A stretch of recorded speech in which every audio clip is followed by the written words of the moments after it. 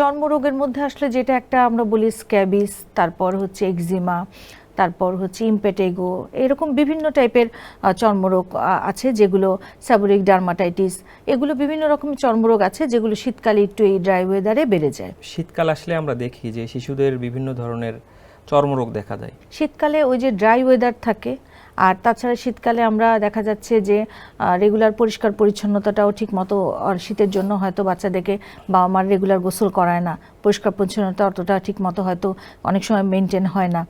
আর এই জন্য দেখা যাচ্ছে অনেক সময় যে শীতকালে এই যে চুলকানি জাতীয় অসুখগুলো এগুলো একটু বেড়ে যায়। চর্মরোগের মধ্যে আসলে যেটা একটা আমরা বলি স্ক্যাবিস, তারপর হচ্ছে এক্সিমা, তারপর হচ্ছে ইমপেটেগো, এরকম বিভিন্ন টাইপের চর্মরোগ আছে যেগুলো সেবোরিক ডার্মাটাইটিস, এগুলো বিভিন্ন রকমের চর্মরোগ আছে যেগুলো শীতকালে একটু এই ড্রাই ওয়েদারে বেড়ে যায়। এগুলো থেকে মুক্তির উপায় কি আসলে? এগুলো থেকে আসলে এগুলোর জন্য তো স্পেসিফিক চিকিৎসা আছে, যেটা হবে সেটার জন্য আপনার স্পেসিফিক চিকিৎসা দিতে হবে।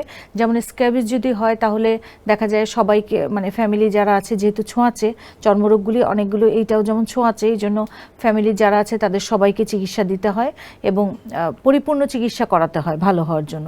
এবং অন্যান্যগুলোরও আমি যেগুলোর নাম বললাম ওগুলো সবগুলোরই কিন্তু স্পেসিফিক চিকিৎসা আছে, চিকিৎসা দিতে হবে। আর তাছাড়া সাধারণভাবে যেটা আমাদের সবার করতে হবে, যেটা যে পরিষ্কার পরিচ্ছন্নতাটা মেনটেন করা অবশ্যই, এবং হাত ভালো করে সাবান দিয়ে ধোয়া, এবং বাচ্চাকে যদি আমরা গোসল প্রতিদিন নাও করাই শীতের দিনে, তাহলেও তার প্রতিদিন কুসুম গরম পানি দিয়ে গা মুছে দেওয়া।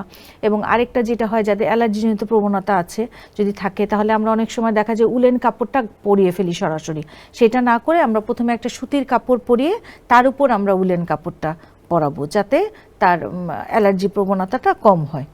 এগুলো যদি একটু সাধারণ মেজার আমরা নেই, তাহলে আমার মনে হয় যে সমস্যা হবে না তেমন।